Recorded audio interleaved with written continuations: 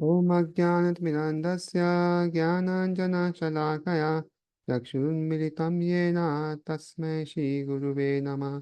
श्रीचैतन्यमनोभीष्टं स्थापितं येन भूतले स्वयं रूपः कदा मह्यं ददाति स्वपदान्तिकम्। वन्देऽहं श्रीगुरु श्रीयुतापदकमलं श्रीगुरुं वैष्णवां च श्रीरूपं साग्रजातं सहगणरघुनाथान्वितं तं सजीवं साद्वैतं सावधूतं परिजनसहितं कृष्णचैतन्यदेवं श्रीराधाकृष्णपादान् सगणललिता श्रीविशाखान्वितां च हे कृष्णा करुणा सिन्धु दीनबन्धु जगत्पते गोपेशा गोपिकान्त राधाकान्त नमस्तुते। तप्त काञ्चन गौराङ्गी राधे वृन्दावनेश्वरी वृषभानुसुते देवी प्रणमामि हरिप्रिये। वाञ्छाकल्पतरुभ्यश्च कृपा सिन्धुभ्यैव च पतितानां पावनेभ्यो वैष्णवेभ्यो नमो नमः। जय श्री कृष्ण चैतन्य प्रभु नित्यानंद श्री अद्वैत गदाधर श्रीवासादि गौर भक्तवृंदा। हरे कृष्णा कृष्ण कृष्ण हरे हरे हरे राम राम राम हरे हरे। तो हरे कृष्णा, सबका स्वागत है। हम अभी 7वां अध्याय में हैं। तो हमने देखा 7वें अध्याय में भगवान जो है भक्ति योग के बारे में बताते हैं, और उसमें जो है भगवान के ज्ञान के बारे में बताते हैं कि कैसे उनके बारे में हमें जानना चाहिए और समझना चाहिए। और उसके बाद हम देखते हैं कि भगवान की अलग शक्तियों के बारे में भगवान बताते हैं कि किस तरह हर एक चीज़ में हम भगवान की शक्ति को देख सकते हैं। जैसे हम देखते हैं 5 जो उनकी शक्तियां हैं: पृथ्वी, जल, अग्नि, वायु और आकाश। और उसके बाद 3 जो सूक्ष्म है: मन, बुद्धि और अहंकार। ये सब में हम देख सकते हैं उनकी शक्ति। और उसके बाद में उनकी जो जीव शक्ति है उसके बारे में देखा। और उसके बाद हमने देखते हैं कि कैसे भगवान जो है वो सबसे मेन है और सब कुछ जो क्रिएट करते हैं और सब कुछ जो है वो मेंटेन भी करते हैं। और इसमें बताया गया है कि जिस तरह सूत्र मणिगणा युवा, मतलब जिस तरह हम देखते हैं कि हार जो होता है उसमें जो आते हैं उसमें जो है आपको धागा दिखेगा लेकिन उस पे सब निर्भर है। तो उससे हम देखा। और फिर 8 से 11वें श्लोक में भगवान जो है किस तरह अलग चीजों में देखा जाए वो बताते हैं। किस तरह की वो जो पानी है उसका स्वाद है, रस है। फिर सूर्य और चंद्रमा की जो है रोशनी है, और वैदिक में ओम संकार है। और फिर इस तरह वो बताते कैसे कि वो पृथ्वी की गंध है, और अग्नि में जो है उसकी जो तापमान या हीट जिसको बोलते हैं वो है। और इस तरह वो हम अभी 11वें श्लोक में हैं, तो हम उसकी चर्चा करेंगे अभी 11वें श्लोक की। तो श्लोक क्रमांक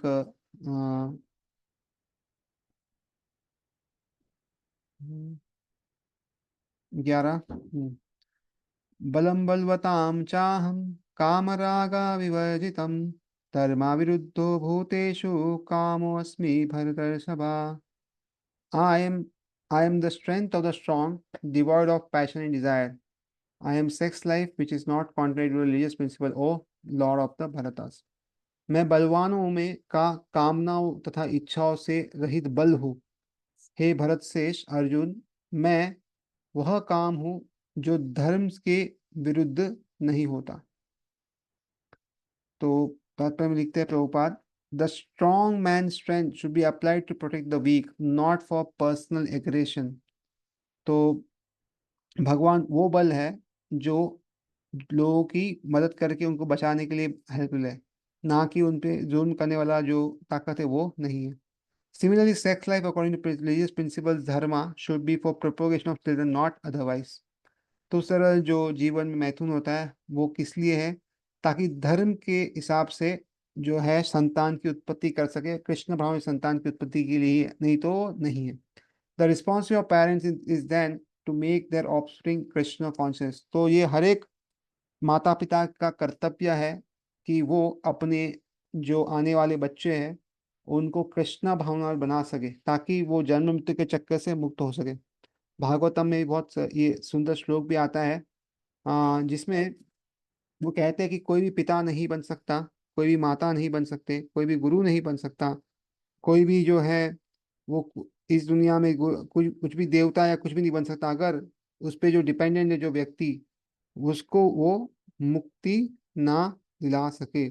तो इसलिए जब तक कोई व्यक्ति मुक्ति ना दे सकते, तब तक वो इसमें से कुछ नहीं मिलता है। तो कहते हैं, गुरु न सस्यात्, स्वजनो न सस्यात्, पिता न सस्यात्, जननी न सस्यात्, दैवम न सस्यात्, न पतिश्च सस्यान्, न मोचेद यद समुपेत्यम उत्तिम। तो इसलिए one cannot, if one cannot deliver his dependence from the path of repeated birth and death, one should not become a spiritual master, father, husband, mother और वर्शिपल डिलीवर। तो जो अपने पे जो निर्भर है उसको आप भगवत धाम नहीं लेके जा सकता, उससे जन्म मृत्यु चक्कर से मुक्त नहीं कर सकता, तो उसे गुरु, पति या पिता या माता या देवता नहीं बनना चाहिए। तो ये जो है ऋषभ देव की आ, जो उनकी शिक्षा है उसमें आता है। तो इसलिए ये जरूरी है। तो आगे 12वें श्लोक से बताते हैं कि कैसे भगवान कृष्ण जो है, इन्होंने 3 गुण तो बनाए हैं, किंतु वो जो है वो सत्व जो तमोगुण से ऊपर है, वो इस गुणों में नहीं आते। यचैवा सात्विका भावा राजसस्तम तामसाश्च ये मत्वा एवेति तान् विद्धि न त्वाहं तेषु ते मयि। Know that all states of being, be there of goodness, passion, or ignorance, are manifested by my energy. I am in one sense everything, but I am independent. I am not under the modes of material nature, for they, on the contrary, are within me. तुम जान लो कि मेरी शक्ति द्वारा सारे गुण प्रकट होते हैं, चाहे वे सत्वगुण हो, रजोगुण हो या तमोगुण हो। इस प्रकार से इस प्रकार से मैं सब कुछ हूँ, किंतु हूँ स्वतंत्र स्वतंत्र। मैं प्रकृति के गुणों के अधीन नहीं हूँ, अपितु वे मेरे अधीन हैं। तो जो वस्तु बनाता है वो उसके अधीन नहीं होता, या मालिक अगर देखेंगे तो कंपनी के अधीन नहीं होता। तो इस तरह भगवान जो है उसके जो है सब कुछ अधीन, लेकिन भगवान किसी के अधीन नहीं है। All material activities in the world are being conducted under 3 modes of material nature। तो ये बहुत ही अच्छा वाक्य है कि संसार के सारे भौतिक कार्यकलाप प्रकृति के 3 गुणों के अधीन संपन्न होते। इसका मतलब क्या हुआ, इस दुनिया में जो भी कुछ भी करता है, बोलते हैं, लिखते हैं, वो सब इन 3 गुण के आधार होता है। इसका मतलब क्या हो गया, जब हमें कोई बुरा भला कहता है, जब हमें कोई दुख पहुंचाने की कोशिश करता है, तो हमें समझना चाहिए वो नहीं कर रहा, किंतु ये 3 गुण उससे करवा रहे हैं। यानी कि वो रजोगुण और तमोगुण बहुत उस पर हावी हो गया है, और इसलिए वो जो ऐसा बोल रहा है। अगर वो सत्वगुण उस पर हावी होता तो अच्छी बातें कहता, लेकिन ये रजोगुण तमोगुण हावी हो गया है, इसलिए जो है वो ऐसा बता रहा है। तो इसलिए कभी भी हमें दूसरों से विचलित नहीं होना चाहिए। दूसरे क्या कह रहे हैं, कैसे कह रहे हैं, उसको गंभीरता से लेना चाहिए। हमें क्या गंभीरता से लेना चाहिए, भगवत गीता, भागवतम, चैतन्यचरितामृत के जो शब्द है, भगवान के शब्दों को गंभीर लेना चाहिए। अन्य लोगों के शब्दों को गंभीर नहीं लेना चाहिए, अगर वो हमें नुकसान पहुंचाने की कोशिश करता है तो। क्योंकि वो सारे 3 गुणों के बंधन में ही कार्य करता है, उससे ऊपर जाके नहीं करते। तो इसलिए ये उनकी गलती भी नहीं है, समझना चाहिए। Although these material modes of nature are emanations from the Supreme Lord Krishna, he is not subject to them। तो ऐसे तो हम देखें कि प्रकृति के 3 गुण है वो परमेश्वर कृष्ण से ही उत्पन्न हुए हैं, किंतु भगवान जो है उसके अधीन नहीं होते। तो इसलिए ये समझना चाहिए कि वो इनसे ऊपर है। He is not subject to them. For instance, the state laws, one may be punished, but the king, the lawmaker, is not subject to that law। तो इसमें बहुत अंदर अच्छा उदाहरण दिया है कि जब राज्य में कानून बनते हैं, तो उस राज्य के कानून को अगर कोई उल्लंघन करता है तो क्या होता है, नियमानुसार उसको दंड भुगतना पड़ता है। किंतु नियम बनाने वाला जो राजा होता है उससे कोई नियम के अधीन नहीं होना पड़ता, वो कोई नियम का अधीन नहीं है। या जिस तरह हम देखते हैं रोड पे, हम देखते हैं कि बहुत सारे सिग्नल है, तो ये सिग्नल जो है रोड पे जो व्हीकल जाते हैं उसके ऊपर निर्भर है, किंतु जो अगर हवाई जहाज जा रहा है ऊपर से, तो उसको जो है ये रोड के सिग्नल जो है उससे कुछ मायने नहीं रखता। For instance, the state laws one may be punished, but the king's lawmaker is not subject to law.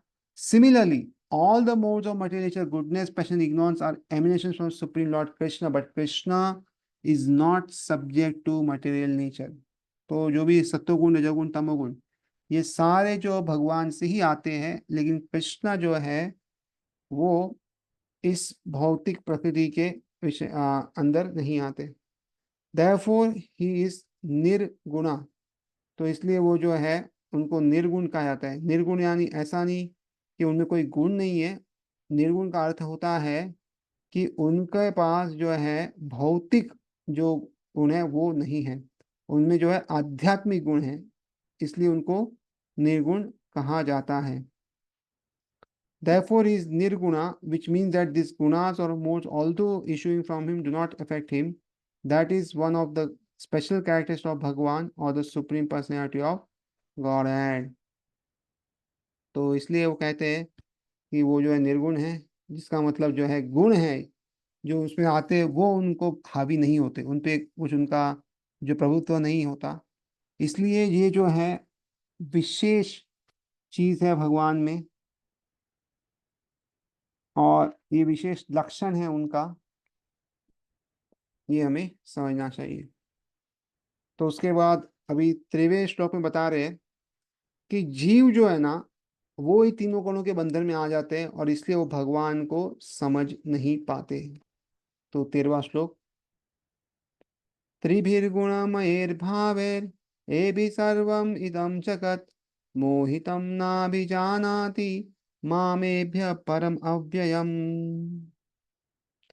Deluded by the three modes, goodness, passion, ignorance, the whole world does not know me, who am above the modes and inexhaustible. तो तीन गुण सतो, रजो तथा तमो के द्वारा मोहग्रस्त यह सारा संसार मुझ गुणातीत तथा अविनाशी को नहीं जानता। तो इसका मतलब क्या हुआ कि जितने भी लोग इस दुनिया में हैं वो तीनों गुणों के अधीन हैं, और इसलिए ये मोहग्रस्त है, और इसलिए जो है वो जो है भगवान जो है जो गुणातीत है, अविनाशी है, उनको नहीं जान सकते। The whole world is enchanted by the three modes of material nature. Those who are bewildered by these three modes cannot understand that transcendental to this material nature is the supreme lord Krishna.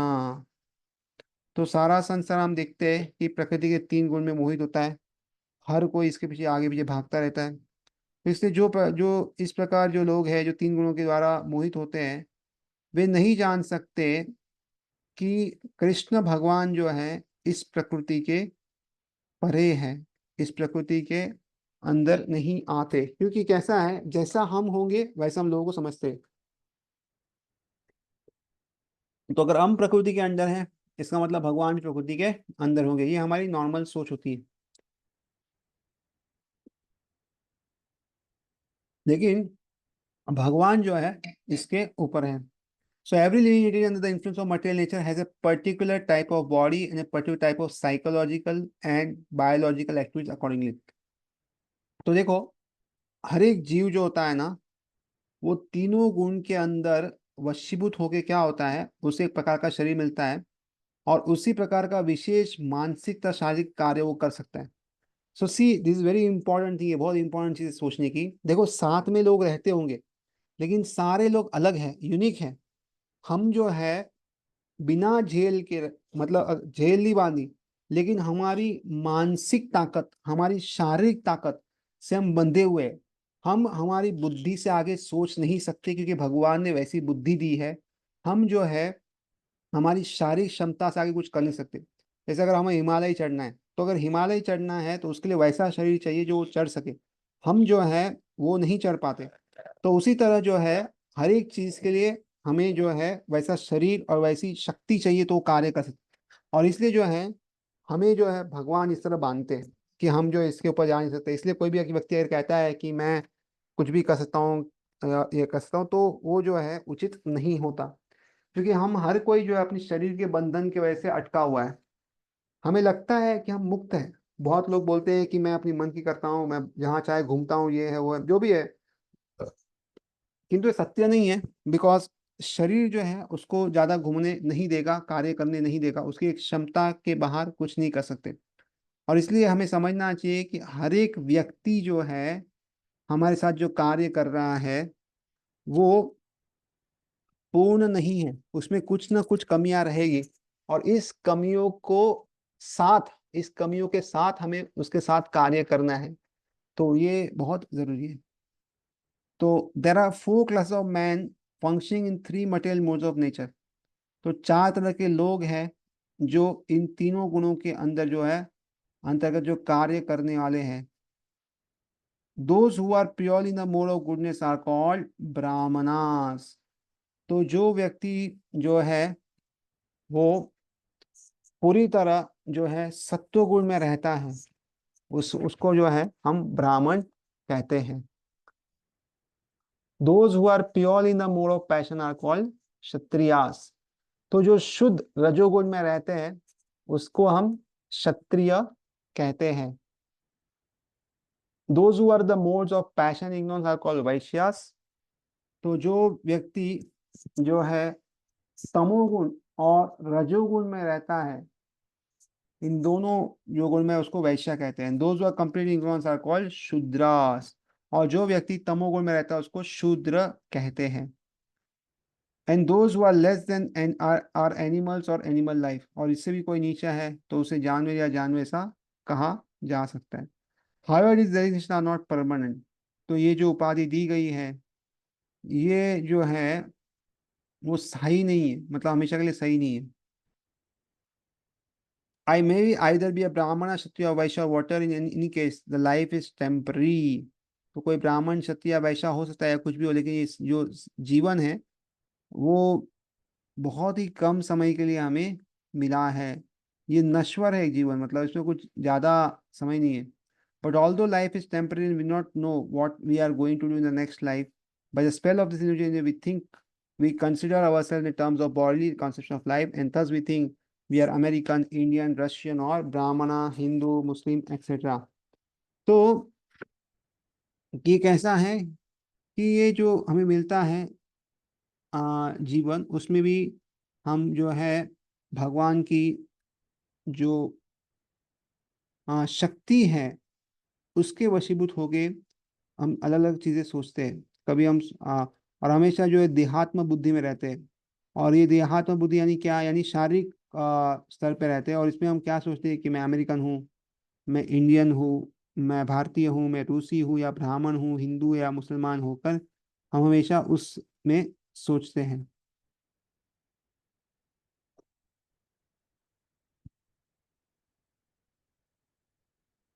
But although the life is temporary and we do not know what we are going to do in the next life, by the spell of injury we think consider as a bodily conception of life. And तो ये जो चीज है ना, समझना बहुत जरूरी है कि हम जो है शरीर नहीं आत्मा है। और इसलिए हमें आत्मा के स्तर पे आत्मा के लिए कार्य करना है, यानी भगवान की भक्ति करनी है। नहीं तो क्या है, हम जीवन भर ये सोचेंगे कि मैं भारतीय हूँ और भारत के लिए ये करना है, वो करना है, ये करना है। तो कुछ हद तक ठीक है, जो हमें अपने कर्तव्य करने हैं, किंतु पूरी तरह उस देहात्म बुद्धि में अगर गए तो हमारा आत्मा का कल्याण नहीं कर पाएंगे, हमें वापस यहाँ पे जन्म लेना पड़ेगा। और हम जन्म मृत्यु के चक्कर से मुक्त नहीं हो सकते। क्योंकि ये शरीर भारतीय है लेकिन आत्मा जो है वो तो गोलोक विंधान से या आध्यात्मिक जगत की है, तो उसके लिए हमें कुछ कार्य करना चाहिए। और if we become entangled with the modes of material nature then we forget the supreme personality God who is behind all this modes. और इस तरह अगर हम जो है हाँ इस तीनों गुणों के अंदर बन जाते हैं, प्रकृति के तीनों गुण बन जाते हैं, तो क्या होता है, हम भगवान को भूल जाते हैं जो जिन्होंने ये तीन गुण बनाए हैं। ये तीनों गुण की जो श्रोता है उसको हम भूल जाएंगे।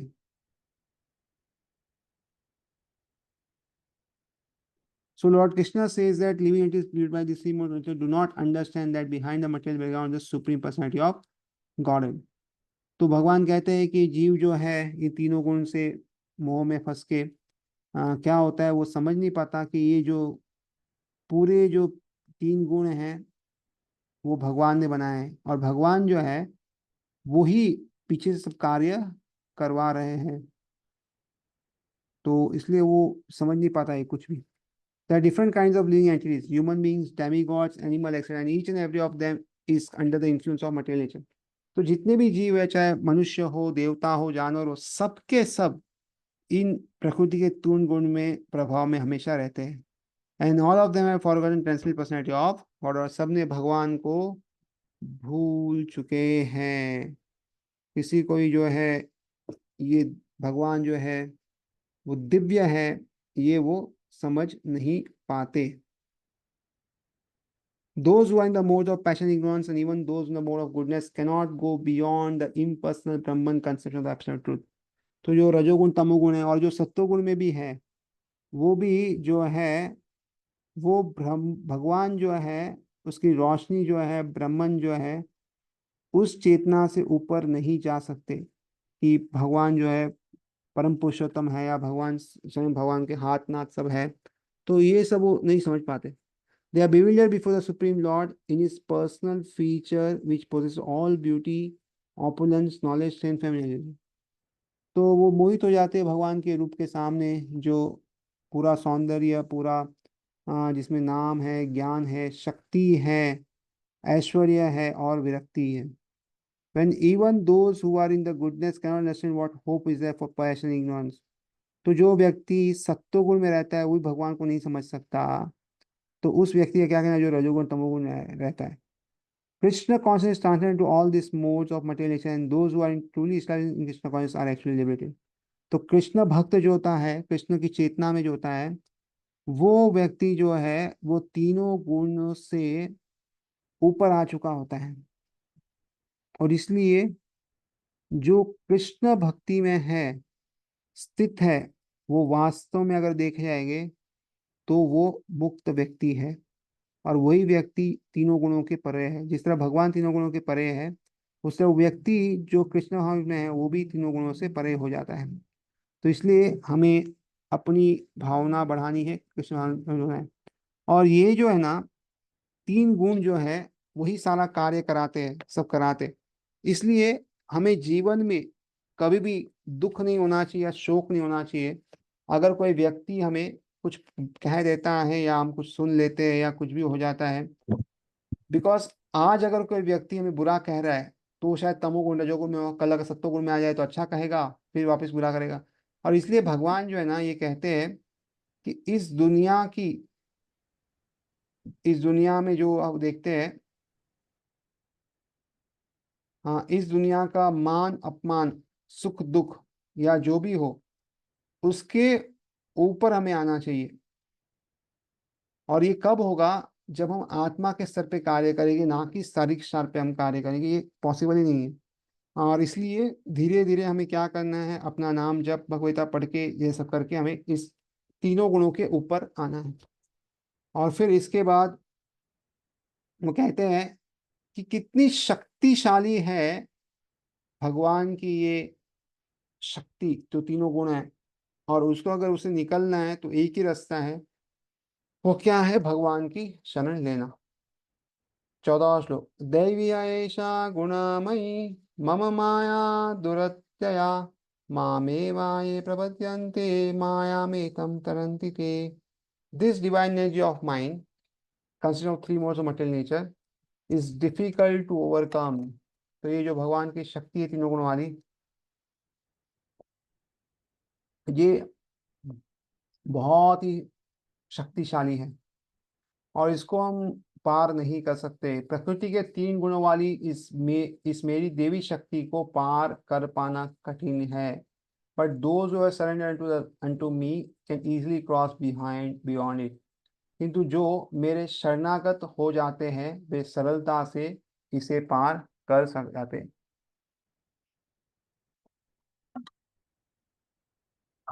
तो जो व्यक्ति भगवान की शरण लेता है वो इस चीज को बहुत आराम से पार कर देते हैं। तो बहुत बार जब भगवान बोलते हैं कि मेरी शरण लो, तो हमें लगता है कि शायद अहंकार से बोल रहे हैं, कि क्या बोल रहे हैं, पता नहीं। लेकिन देखो, इस दुनिया में अगर आपको कोई भी कार्य करना हो तो किसी न किसी शरण लेनी पड़ती है। जैसे माँ बच्चे अगर उनको पढ़ाई करनी है, बड़ा हो, तो माँ बाप की शरण लेनी पड़ेगी। माँ बाप जैसे कहेंगे वो करेंगे तो ही उनको पैसा मिलेगा, उनको आज़ादी मिलेगी, नहीं तो अटक जाएंगे। उस तरह कोई व्यक्ति जॉब कर रहा है, कंपनी में काम कर रहा है, तो उसके जो मालिक है उसकी शरण लेनी पड़ेगी। मालिक जो कहेंगे वो करना पड़ेगा। जितने बजे आना है वो बोलेंगे आ जाऊंगा, जितने जाना है वो जाऊंगा। तो वो सब अगर नहीं किया तो उसको पगार नहीं मिलेगा। तो इस दुनिया में आपको कोई भी कार्य करना है तो क्या करना पड़ता है, आपको जो है किसी न किसी की शरण लेनी पड़ती है। तो इसलिए अगर शरण लेना इतना ही अनिवार्य है और इस दुनिया में कोई भी कार्य विदाउट शरण लेना नहीं कर सकते, तो सबसे बेस्ट क्या है कि भगवान की शरण लेना चाहिए। इससे क्या होगा, भगवान की शरण लेने से हमारे कार्य आसान हो जाएंगे। क्योंकि अगर देखो, भगवान ही हमारे साथ हो तो बाकी जो भी चीजें हैं वो हमें परेशान नहीं कर पाएगी। जिस तरह अगर समझो किसी को आ, कार्य कराना है कुछ, तो अगर एक एक मिनिस्टर के पास जाएगा तो बहुत समय लगेगा, प्लस हर एक मिनिस्टर को मसला लगा में, वो मानेगा नहीं माने पता नहीं। लेकिन अगर वो प्राइम मिनिस्टर को मना ले तो क्या होगा, उसका कार्य बहुत आसान हो जाएगा। और प्राइम मिनिस्टर जो है वो सबसे कार्य करवा सकते, वो एक बार एक ऑर्डर दे दे, सब लोग अपना कार्य कर लेंगे। उसी तरह जो है, अगर हमने भगवान की शरण लेते हैं, भगवान का, तो भगवान क्या करते हैं, वो हमारा सारा जो कार्य है वो आसानी से पार पड़ा देते हैं। और इसलिए आप देखोगे, जहाँ भी भगवान बोलते मेरी शरण लो, तो साथ में क्या बोलते हैं कि अगर आप मेरी शरण लोगे तो मैं क्या करूँगा, आपके जितने भी पाप है उसको हर लूंगा। और शरण लेने का मतलब क्या, व्हाट इज माई सरेंडर। तो भगवान कह रहे देखो, मैं यहाँ पे गोलोक वृंदावन में डांस करूँ, आप भी मेरे साथ डांस करो। मैं यहाँ पे खा पी रहा हूँ इतना अच्छा, आप भी खाओ पियो। मैं यहाँ पे जो है घूम रहा हूँ, आप भी घूमो। क्योंकि हम जो है सच्चिदानंद रूप है, हम जो है आत्मा है, सच्चिदानंद रूप है। और गोलोक वृंदावन धाम में, वहाँ पे ना तो भूख लगती है ना प्यास लगती है, वहाँ पे कोई जॉब ऐसा कुछ तो है नहीं। तो इसलिए अगर हम देखें तो ये जो सरेंडर है इसमें लाभ ही लाभ है। और इसलिए बहुत इजी भी है। और भगवान को पसंद करना बाकी सब लोगों से पसंद करने से आसान है। इस दुनिया में हम कितना भी चाहे कुछ भी करें, लेकिन एक व्यक्ति दूसरे व्यक्ति को कभी प्रसन्न नहीं कर सकता। कोई कोई प्रसन्न अगर करेगा भी तो कुछ समय के लिए कुछ लोगों को पसंद कर सकता है, लेकिन हमेशा के लिए सब लोगों को कोई पसंद नहीं कर सकता। और इसलिए एक व्यक्ति को वो जीवन भर पसंद करना मुश्किल है। लेकिन भगवान को देखो, पत्रम पुष्पम फलम तोयम, थोड़ा दे दिया पत्र पुष्प, खुश हो जाते हैं। तो इसलिए आसान है कि हम भगवान की शरण लें। The supreme personality of God has invisible energies and all this energies are divine. तो भगवान कृष्ण के पास हम देखेंगे बहुत सारी शक्तियां हैं। और जो जीव है वो भी जो है उनकी शक्ति है। और ये सारी शक्ति कैसी है, दिव्य है।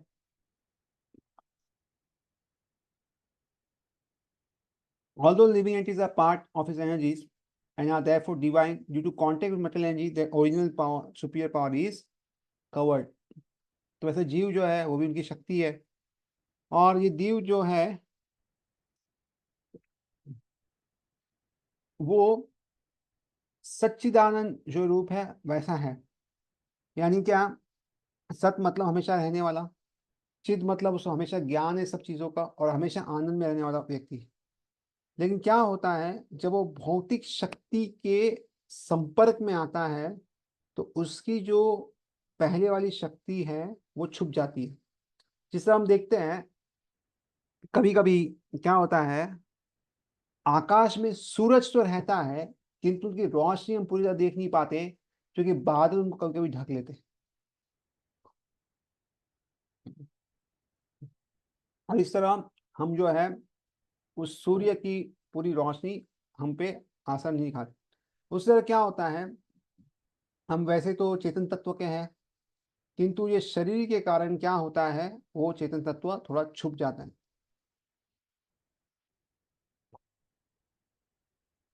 Being thus covered by material energy, one cannot possibly overcome its influence. तो क्योंकि हम इस शक्ति से पूरी तरह जो है आच्छादित हो गए हैं, इसलिए क्या है, हम जो है उसके जो प्रभाव उसको पार नहीं कर सकते. As previously stated, both the material and spiritual energies being emerged from supreme God are eternal. तो जैसे कहा कि भौतिक शक्ति और आध्यात्मिक शक्ति जो भी है, ये दोनों भगवान से आई है, और इसे दोनों जो है हम देखते हैं उसका जो स्वभाव है वो हमेशा नित्य रहने का है, तो नित्य ही रहता है. ये ऐसा नहीं कि कभी रहेगा कभी नहीं, नित्य है. तो अगर देखोगे भौतिक प्रकृति जो है वो नाश होती है लेकिन फिर से आती है, अनाश होती है ऑब्वियस है, तो नित्य क्रम चलता ही रहता है. The living entities belong to the eternal superior nature of the Lord, but due to contamination by the inferior nature matter, their illusion is also eternal. तो वैसे तो अब देखेंगे तो जीव जो है वो आध्यात्मिक तत्व का है, चेतन तत्व का है, किंतु जब वो भौतिक प्रकृति के साथ आता है, जो भगवान की जो निम्न शक्ति है और आध्यात्मिक शक्ति से नीचे है, तो क्या होता है, वो बद्ध हो जाता है. और इस तरह जो है उसका जो ब्रह्म है वो भी हमेशा तक रहता ही रहता है. The condition soul is therefore called nitya baddha. तो इसलिए जो जीव है उसको नित्य बद्ध कहते हैं, और इटर्नली कंडीशनड, या उसको कहते हैं कि वो हमेशा से जो है हमेशा के लिए बद्ध जीव रहेगा.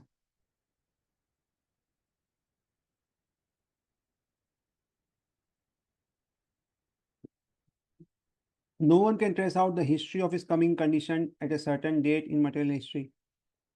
तो कोई भी कह नहीं सकता कि कब वो जीव जो है भौतिक जगह से आध्यात्मिक जगत में आ गया, आया, सॉरी, आध्यात्मिक जगत से भौतिक जगत में आ गया और किस तरह बद्ध हो गया. इसका कोई समय जैसा है नहीं, कब हुआ कैसे हुआ कुछ बोल नहीं सकते.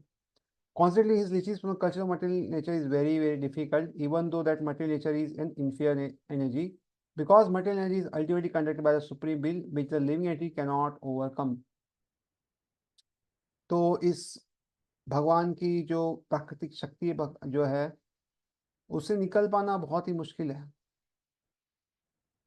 वैसे हम देखें कि भौतिक शक्ति जो है भगवान की वो निम्न शक्ति है और उत्कृष्ट शक्ति नहीं है, किंतु फिर भी जो है उससे बाहर नहीं आ सकते.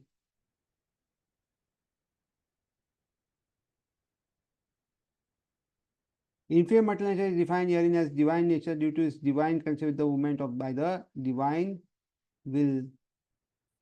तो इसलिए ये जो शक्ति है वो नीचे की है, लेकिन फिर भी क्या भगवान के साथ जुड़ी हुई है, इसलिए उसको दिव्य शक्ति कहा जाता है.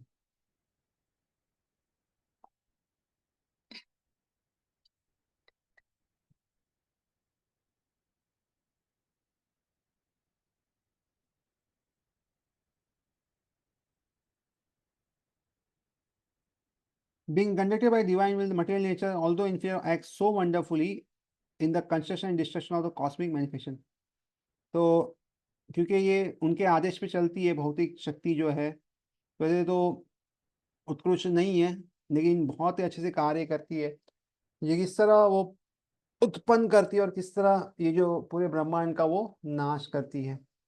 The Vedas confirm as follows: Mayam tu Prakritim Vidyan Mayinam tu Maheshwaram. Although Maya is false or temporary, the background of Maya is the supreme magician, the personality of Godhead, who is Maheshwar, supreme controller. तो माया का अर्थ क्या है कि जो मिथ्या है या नश्वर है, लेकिन क्या है ये माया के पीछे कौन है, भगवान स्वयं है. इसलिए जो है हमें दिखता है कि वो हमें दिखती है और भगवान जो है उसके पीछे है, जैसे महेश्वर दिखा गया है यहाँ पे, और वो उसको संभालते. अनदर मीनिंग ऑफ गुणा इज रूप. तो गुण का दूसरा अर्थ क्या है? रस्सी। पीछे का कैसे स्टूडेंट पढ़ने का आ गया ना।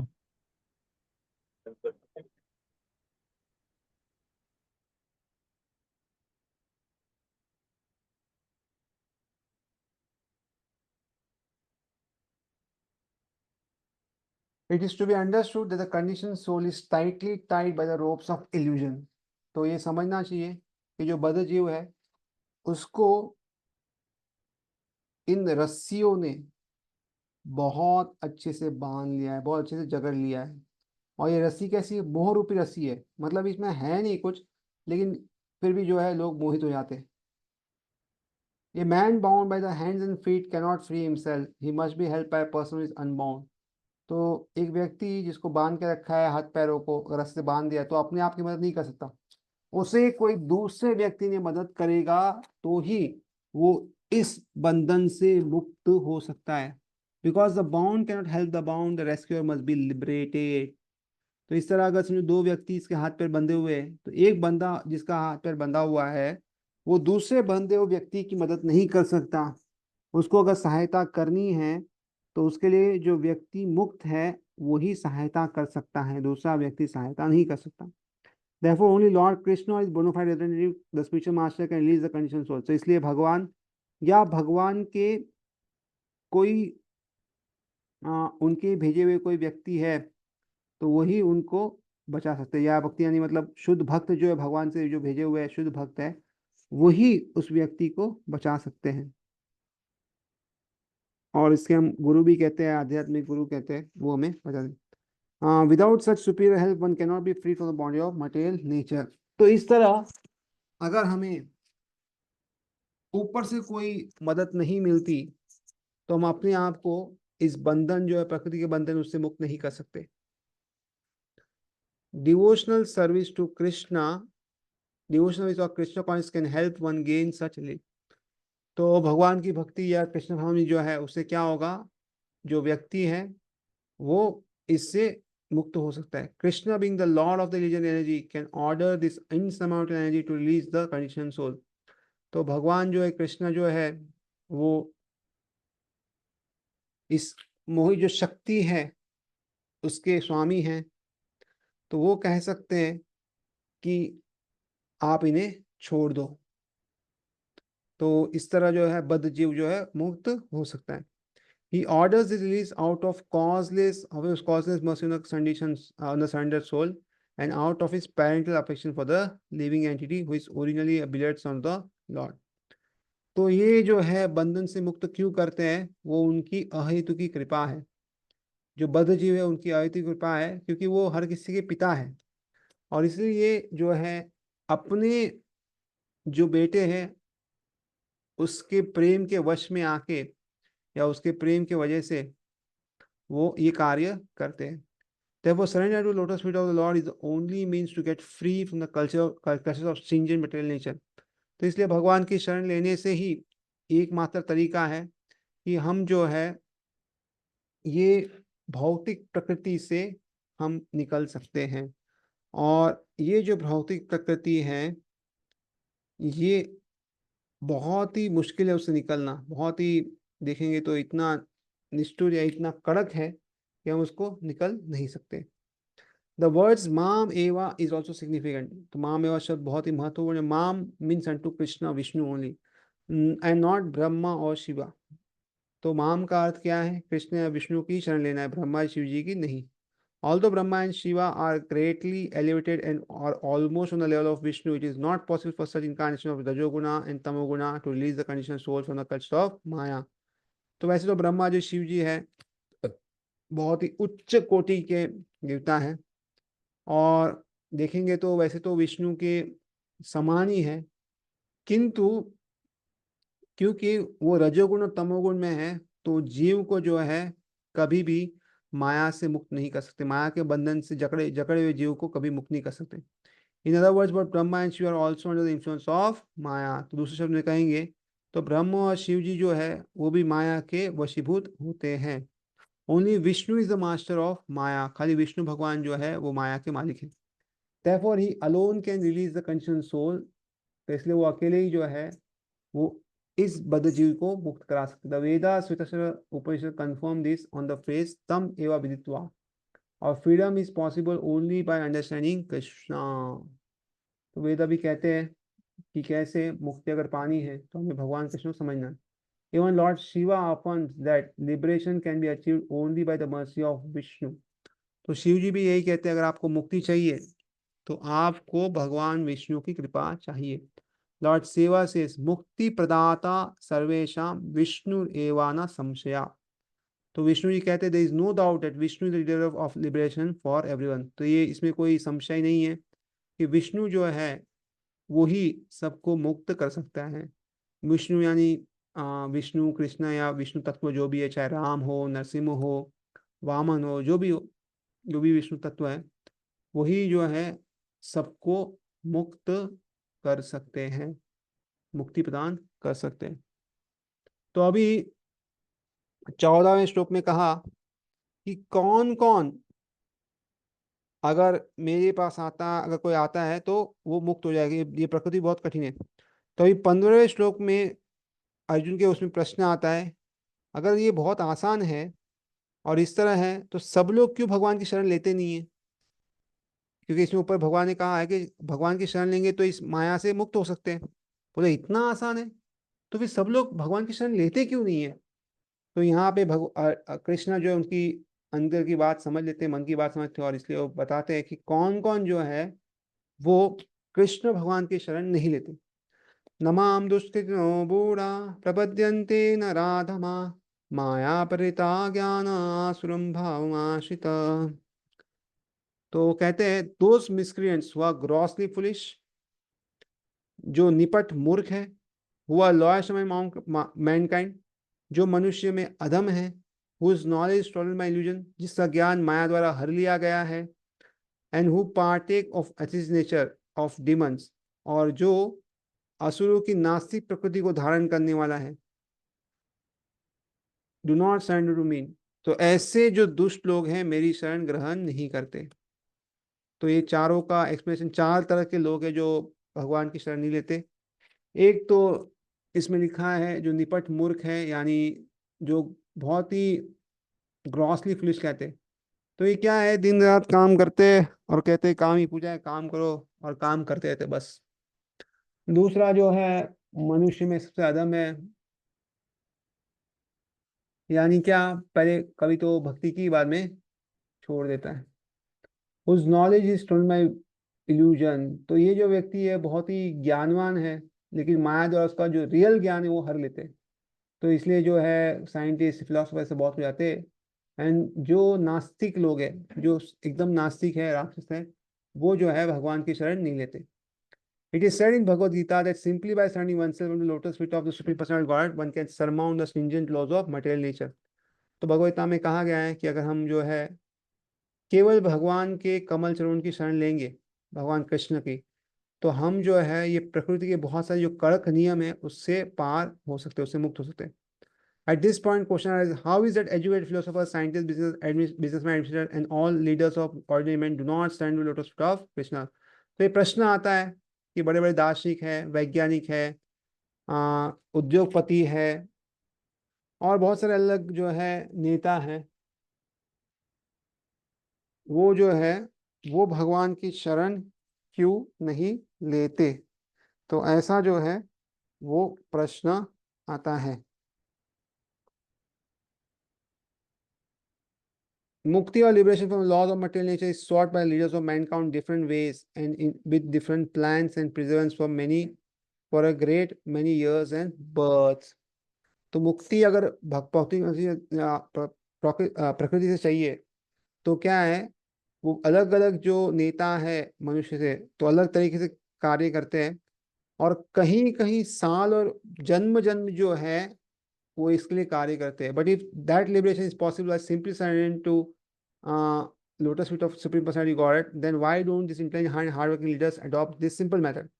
तो बोलते हैं जो कहीं कहीं जन्म लगने वाला है आपको मुक्ति लेने के लिए, अगर वो सरलता से उपलब्ध हो और खाली भगवान कृष्ण की शरण लेंगे तो उपलब्ध हो, तो फिर ये इतने बुद्धिमान लोग, इतने जो दिन रात काम करने वाले लोग हैं, वो ये साधारण तरीका क्यों नहीं अपना सकते?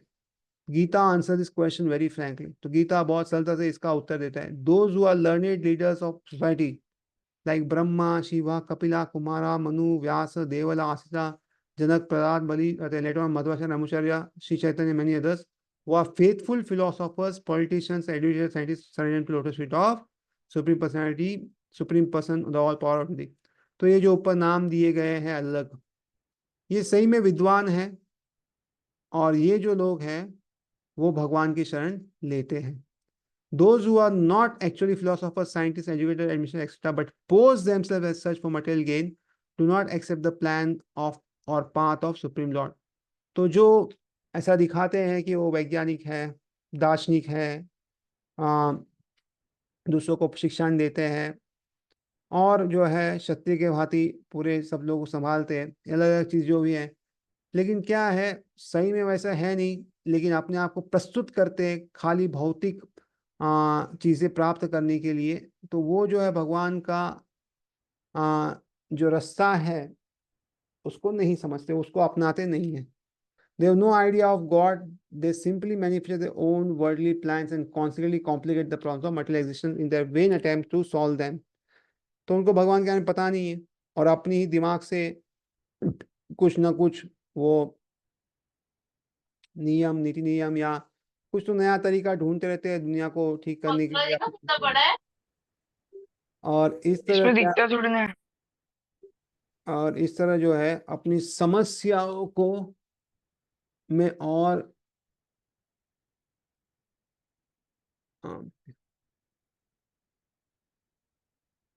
हरे कृष्णा, सबसे विनंती है कि अपने आप को म्यूट रखें। तो इस तरह वो क्या करते हैं, अपने आप की जो समस्या है वो और जटिल बना देते हैं, उसको सुलझाने की जगह पे समस्या इतनी जटिल बन जाती है कि उससे निकल नहीं सकते। Because material energy nature is so powerful, it can resist the unauthorized plans of the atheist and baffle the knowledge of planning commissions. तो भौतिक प्रकृति जो है बहुत शक्तिशाली है। तो इसलिए कोई भी, जिसका भी अगर कोई अलग अलग प्लान हो जो स्वीकृत नहीं हो भगवान के द्वारा, तो क्या है, ये जो नास्तिक लोगों का प्लान है उसको जो है प्रकृति जो है, भौतिक प्रकृति जो है, उसका पूरी तरह ध्वंस कर देती है। और इस तरह बड़े बड़े प्लानिंग कमीशन का भी जो प्लान है उसको नष्ट कर देती, खत्म कर देती है। इस तरह हम देखते हैं, आज भी हम देखते हैं बहुत बड़े बड़े लोग बहुत प्लान करते हैं, इतना पैसा कमाएंगे, संपत्ति करेंगे, वो करेंगे, बड़ी बड़ी बिल्डिंग बनाएंगे, फिर अचानक क्या होता है, वहां पे भूकंप आ जाता है, बहुत कुछ आता है, उनके प्लान वहीं पे फेल हो जाते हैं और वो करोड़पति के रोड़पति बन जाते हैं। तो इसलिए भौतिक शक्ति बहुत शक्तिशाली है। आई थिंक अभी 8:56 हो चुके हैं। ये तात्पर्य काफी लंबा है, तो ये हम अगली बार देखेंगे। इसको काफी समय, और ये सब चार चीज जो उसको समझना हमारे लिए जरूरी है। तो ये हम 15वें श्लोक को अगली बार देखेंगे।